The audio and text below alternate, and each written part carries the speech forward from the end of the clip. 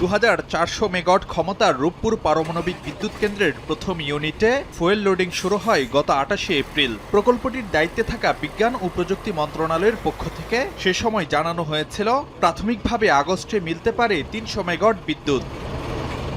তবে এবার বিদ্যুৎ ও জ্বালানি মন্ত্রী দিলেন ভিন্ন বার্তা।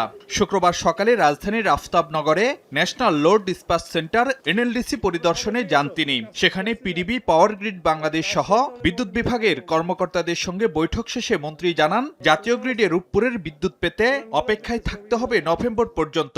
এটা অনেক কাজ আছে, আমাকে ডিস্ট্রিবিউশনের সিস্টেমটাও চেক করতে হবে, করে একটা ফিজিবিলিটি তৈরি করতে হবে।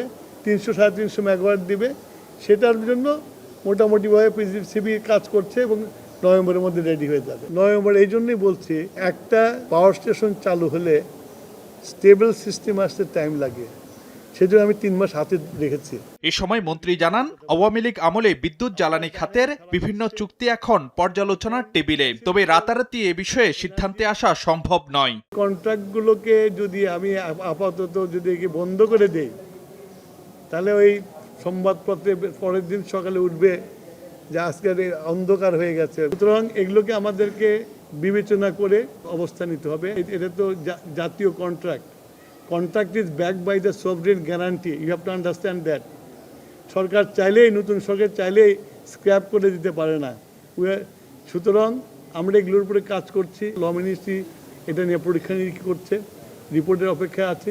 যখন যে রিপোর্ট পাবো আমি, সেই হিসেবে আমরা ওই কন্ট্রাক্টগুলোর ব্যবস্থা নেব। তবে রাতারাতি কিছু করা যাবে না, এটা আমি বলতে পারি। বিদ্যুৎ ও জ্বালানি মন্ত্রী বলেন, বিদ্যুৎ উৎপাদন ও সঞ্চালন ব্যবস্থা যথাযথ থাকলেও বিতরণ খাতের দুর্বলতায় ভোগান্তিতে গ্রাহকরা। লাইনের ডিফেক্ট হওয়ার জন্য।